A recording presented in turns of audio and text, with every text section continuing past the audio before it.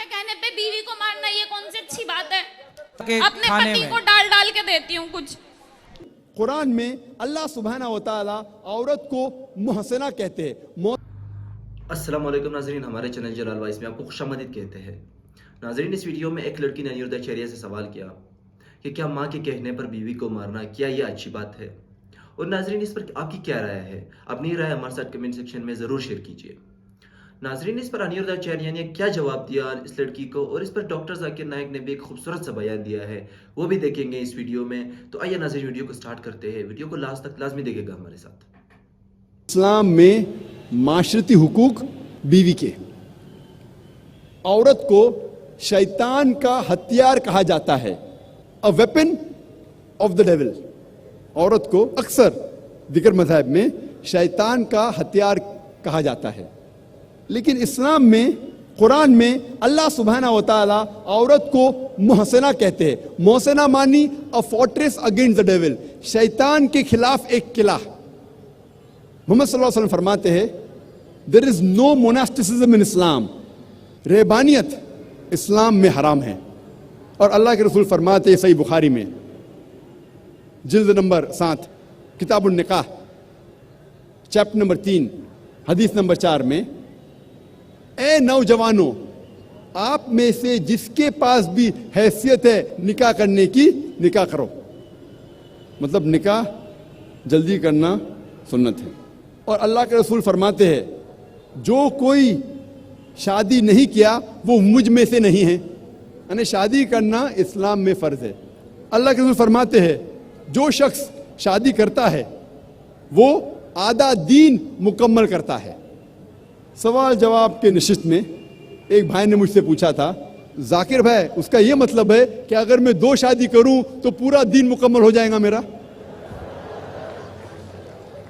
اللہ کے رسول کیا کہنا چاہتے تھے جب انہوں نے کہا کہ شادی آدھا دین آپ کا مکمل کرتی ہے؟ ہمیں پتہ ہے کہ شادی کرنے سے کئی بیماریاں دور ہوتی ہے. آج کے معاشرے کی بیماری مثال کے طور پہ زنا، فورنیکیشن، فحاشی، پرومسکیٹی، ہوموسیکشوالٹی، شادی کرنے سے یہ آدھی بیماری معاشرے کی دور ہو جاتی ہے. اگر آپ شادی کریں گے تبھی آپ شوہر یا بیوی ہو سکتے. شادی کرنے کے بعد ہی آپ والد یا والدہ ہو سکتے، جو اہم ذمہ داری ہے. اسی لیے اگر آپ شادی کرتے چاہے 1 کرو یا 2 کرو، آپ کا آدھا دن مکمل ہوتا ہے. اللہ سبحانہ تعالیٰ فرماتے ہیں، کہتے ہیں کہ نکاح ایک میثاق ہے، ایک سیکریٹ کووننٹ ہے، ایک پاک عہد نامہ ہے. اور اللہ فرماتے ہیں سورہ روم میں سورہ نمبر 30 آیت نمبر 21 میں، اللہ نے اپنے نشانیوں میں سے تمہارے لیے تمہاری بیوی بنائی ہے تاکہ آپ ان کے ساتھ سکون سے رہ سکو، اور آپ دونوں کے درمیان پیار اور محبت ڈالا ہے اللہ تعالیٰ نے. اور اللہ تعالیٰ فرماتے سورہ نساء میں سورہ نمبر 4 آیت نمبر 19 میں کہ عورتوں کو زبردستی اختیار مت کرو. مطلب شادی کے لیے، نکاح ہونے کے لیے دونوں کی اجازت ضروری ہے، مرد کی بھی عورت کی بھی. دلہا اور دلہن دونوں کی اجازت ضروری ہے نکاح ہونے کے لیے. اور ایک حدیث میں محمد صلی اللہ علیہ وسلم فرماتے صحیح بخاری کی جلد نمبر 7 کتاب النکاح باب نمبر 43 حدیث number 69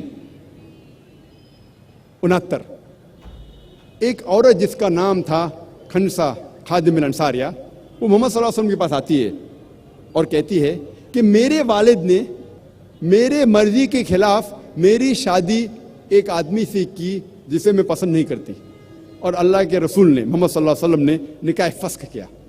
He nullified the marriage. اس کا ذکر احمد بن حنبل میں بھی ہے. اسی لیے اسلام میں نکاح ہونے کے لیے، شادی ہونے کے لیے دونوں کی رضامندی ضروری ہے، آدمی کی بھی عورت کی بھی.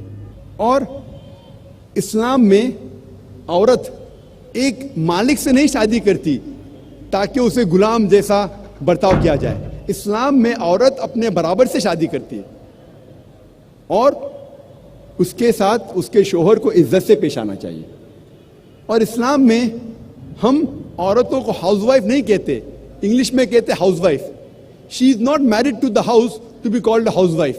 اسلام میں عورت گھر سے شادی نہیں کرتی کہ اسے کہا جاتا ہے ہاؤس وائف, گھر کی بیوی. In Islam we prefer calling her home maker. وہ گھر کو بناتی ہے, وہ گھر کی زینت ہے. صحیح لفظ ہے home maker, not house wife.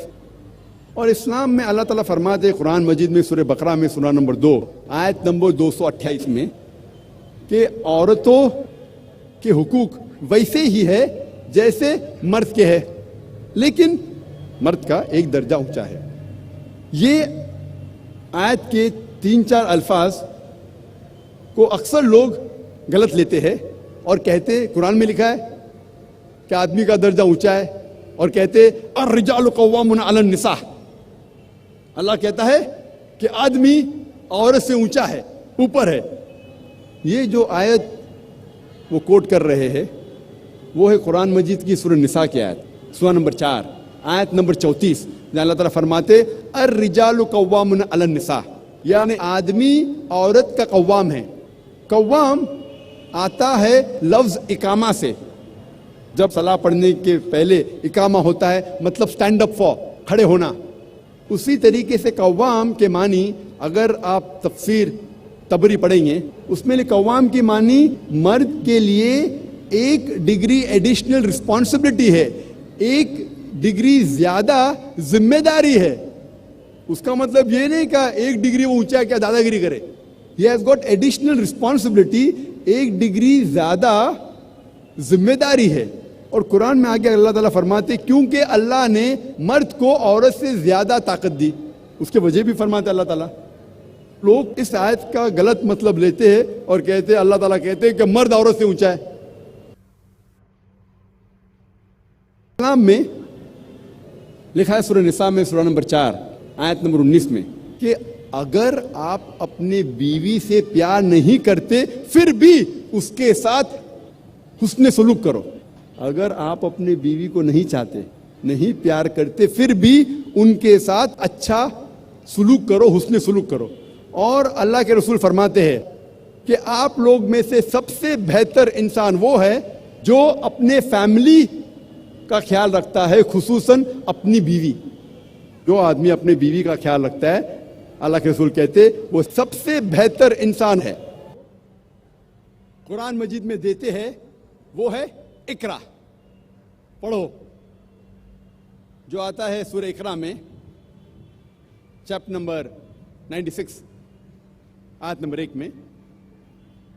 اور یہ صرف مرد کے لیے نہیں, دونوں کے لیے, مرد اور عورت کے لیے. اور اللہ کے رسول فرماتے ہیں کئی حدیث میں, اس کا ذکر ابن ماجہ میں بھی ہے, حدیث نمبر 224 میں اللہ کے رسول محمد صلی اللہ علیہ وسلم فرماتے ہیں